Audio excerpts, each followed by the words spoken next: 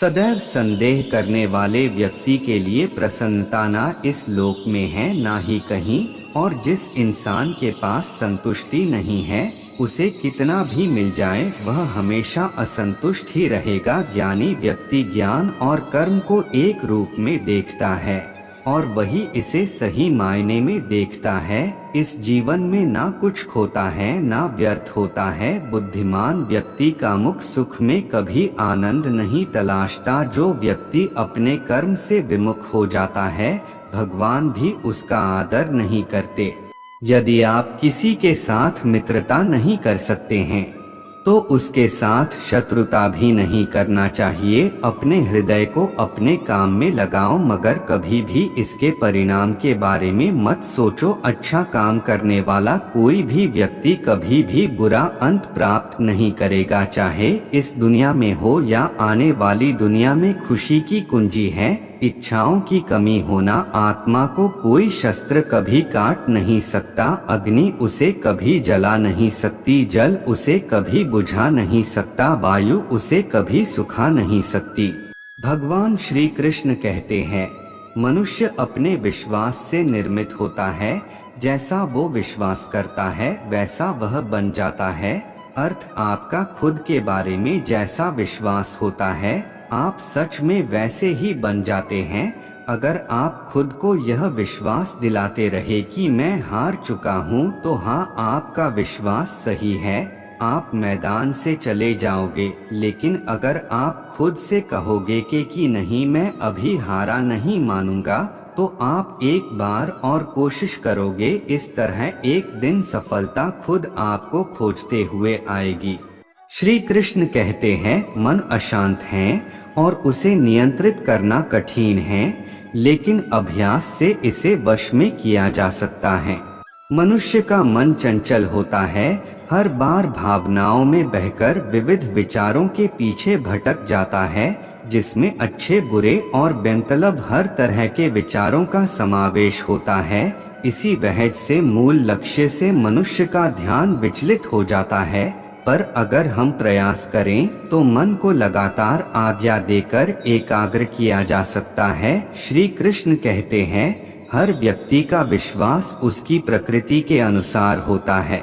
हर इंसान का विश्वास उसके स्वभाव के अनुरूप ही मजबूत या कमजोर होता है, क्योंकि जीवन की हर परिस्थिति में हम कैसी प्रतिक्रिया देते हैं यह हमारा स्वभाव निश्चित करता है। भगवान कृष्ण ये भी कहते हैं कि हर मनुष्य का स्वभाव उसके गुण से आता है और गुण प्रकृति से आता है। इसलिए हमें किसी के स्वभाव को लेकर कभी परेशान नहीं रहना चाहिए। कृष्ण भगवान कहते हैं प्रबुद्ध व्यक्ति सिवाय ईश्वर के किसी और पर निर्भर नहीं करता।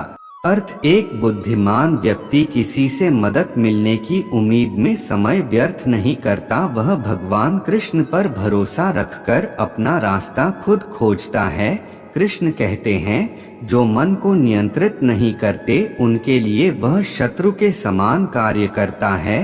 अर्थ अगर किसी के मन में कोई बुरा ख्याल बार बार आ रहा है और वह उस ख्याल को रोकने या उसकी जगह दूसरा ख्याल लाने की कोशिश न करें तो वह ख्याल उसे बुरी तरह से विचलित कर सकता है। सदैव संदेह करने वाले व्यक्ति के लिए प्रसन्नता ना इस लोक में है ना ही कहीं, और जिस इंसान के पास संतुष्टि नहीं है उसे कितना भी मिल जाए वह हमेशा असंतुष्ट ही रहेगा। ज्ञानी व्यक्ति ज्ञान और कर्म को एक रूप में देखता है और वही इसे सही मायने में देखता है। इस जीवन में ना कुछ खोता है ना व्यर्थ होता है। बुद्धिमान व्यक्ति का मुख सुख में कभी आनंद नहीं तलाशता। जो व्यक्ति अपने कर्म से विमुख हो जाता है भगवान भी उसका आदर नहीं करते। आत्मा को कोई शस्त्र कभी काट नहीं सकता, अग्नि उसे कभी जला नहीं सकती, जल उसे कभी बुझा नहीं सकता, वायु उसे कभी सुखा नहीं सकती। अगर आप जो चाहते हैं उसके लिए नहीं लड़ते हैं तो आपने जो खोया है उसके लिए कभी रोना मत। जो हुआ अच्छा हुआ, जो होगा अच्छा होगा। स्वयं को मुझ पर छोड़ दो, अपने कर्म पर ध्यान दो। कर्म ऐसा करो जो स्वार्थ रहित और पाप रहित हो। तुम अनावश्यक रूप से चिंता क्यों करते हो? तुम किस से डरते हो? तुम्हें कौन मार सकता है? आत्मा ना तो पैदा होती है और ना ही मरती है। मनुष्य अपने विश्वास से बनता है। जैसा वह मानता है वैसा ही वह है। आत्मनियंत्रित आत्मा यानी जो आत्मा किसी भी लगाव या प्रतिकर्षण से मुक्त इस संसार की इंद्रिय वस्तुओं के बीच चलती है, वह शाश्वत शांति को प्राप्त करती है। शांति, सौम्यता, मौन, आत्म संयम और पवित्रता ये मन का अनुशासन है। इंद्रियों से प्रसन्नता पहली बार अमृत की तरह लगती है, लेकिन यह अंत में जहर के रूप में कड़वी होती है। हर किसी से ऐसा व्यवहार रखो कि अगर कोई व्यक्ति आपके बारे में कुछ भी बुरा कहे तो कोई उस पर विश्वास ना करे। कर्म किए जाओ, फल की चिंता मत करो। केवल मन ही किसी का मित्र या शत्रु होता है, इंसान नहीं। इस संसार में कोई वस्तु स्थायी नहीं है। कभी भी खुद पर घमंड मत करना। पत्थर भी भारी होकर पानी में अपना वजूद खो बैठता है। सही मायने में वह उपहार कहा जाता है जब वह दिल से सही व्यक्ति को सही समय और सही जगह पर दिया जाए और हम बदले में कुछ पाने की उम्मीद न रखें। हम इस दुनिया में खाली हाथ आते हैं और खाली हाथ चले जाते हैं। दुनिया नाशवान है और जो भी इस दुनिया में आता है उसे एक न एक दिन जरूर जाना पड़ता है। सत्य कभी नष्ट नहीं हो सकता। अच्छाई करने से कभी नहीं डरना चाहिए। जो कुछ भी होता है अच्छे के लिए होता है। कार्य का अत्यधिक महत्व होता है और व्यक्ति को हमेशा परिणामों की चिंता किए बिना पूरे समर्पण के साथ काम करना चाहिए। इच्छाएं आती हैं और चली जाती हैं, लेकिन आप एक निरपेक्ष साक्षी बने रहें और बस इसका आनंद लें। इच्छाएं किसी व्यक्ति को कभी परेशान नहीं कर सकती। भगवान हमेशा हमारे साथ और आस पास होते हैं। इससे कोई फर्क नहीं पड़ता कि हम क्या कर रहे हैं। फल की जिज्ञासा छोड़कर कर्म करने वाला इंसान ही सदैव अपने जीवन को सफल बना पाता है। उन लोगों के लिए जिन्होंने खुद पर विजय प्राप्त की है, आत्मशक्ति उनकी दोस्त है, मगर यह उन लोगों के लिए दुश्मन है जिन्होंने कभी खुद को नहीं पाया है। जिस इंसान को आपकी कदर नहीं है, उस इंसान के साथ खड़े होने से अच्छा है आप अकेले रहें। आप कभी भी अपने जीवन में कामयाब नहीं बन सकते अगर आप अपने अतीत को याद करके परेशान रहते हो। वासना, क्रोध और लालच नरक के 3 दरवाजे हैं। भय का अभाव, अनंतकरण की निर्मलता, तत्ज्ञान के लिए ध्यान योग में स्थिति, दान, गुरुजन की पूजा, पठन पाठन, अपने धर्म के पालन के लिए कष्ट सहना, ये दैवीय संप्रदा के लक्षण है। शास्त्र, वर्ण, आश्रम की मर्यादा के अनुसार जो काम किया जाता है वह कार्य है और शास्त्र आदि की मर्यादा से विरुद्ध जो काम किया जाता है वह अकार्य है। हे कान्हा, जिंदगी लहर थी, आप साहिल हुए, न जाने कैसे हम आपके काबिल हुए। न भूलेंगे हम उस हसीन पल को जब आप हमारी छोटी सी जिंदगी में शामिल हुए। राधा ने कन्या से पूछा, कोई अपना तुझे छोड़कर चला जाए तो क्या करोगे? कन्या ने उत्तर दिया, अपने कभी छोड़कर नहीं जाते और जो चले जाए हैं वह अपने नहीं होते। मेरे दिल की दीवारों पर श्याम तेरी छवि हो, मेरे नैनों के दरवाजे पर कान्हा तेरी तस्वीर हो। बस कुछ और न मांगू तुझसे मेरे मुरलीधर, तुझे हर पल देखूं मेरे कन्हैया, ऐसी मेरी तकदीर हो। आज फिर आईना पूछता है कि तेरी आंखों में नमी क्यों है?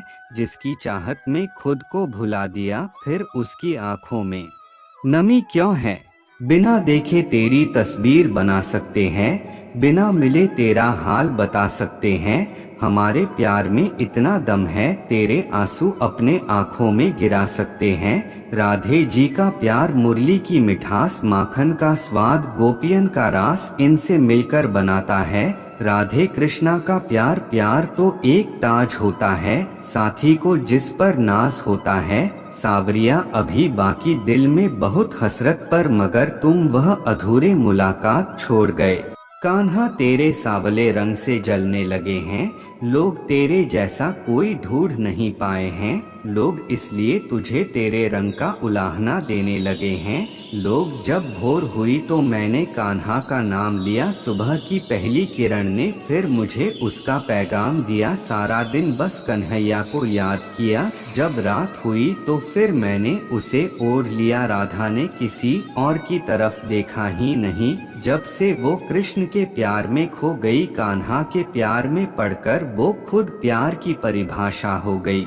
प्रेम करना ही है तो मेरे कान्हा से करो, जिसकी विरह में रोने से भी तेरा उद्धार हो जाएगा। है मंतु अब कोई तप कर ले, एक पल में 100 बार कृष्ण नाम का जप कर ले। जमाने का रंग फिर उस पर नहीं चढ़ता, जिस पर कृष्ण प्रेम का रंग चढ़ जाता है वो सभी को भूल जाता है।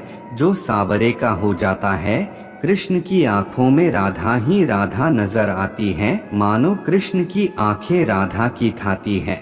अगर तुमने राधा के कृष्ण के प्रति समर्पण को जान लिया तो तुमने प्यार को सच्चे अर्थों में जान लिया। राधा राधा जपने से हो जाएगा तेरा उद्धार, क्योंकि यही वही वो नाम है जिससे कृष्ण को प्यार किसी दूसरे के जीवन के साथ पूर्ण रूप से जीने से बेहतर है कि हम अपने स्वयं के भाग्य के अनुसार अपूर्ण जिए। एक उपहार तभी अलसी और पवित्र है जब वह हृदय से किसी सही व्यक्ति को सही समय और सही जगह पर दिया जाए, और जब उपहार देने वाला व्यक्ति दिल में उस उपहार के बदले कुछ पाने की उम्मीद न रखता हो।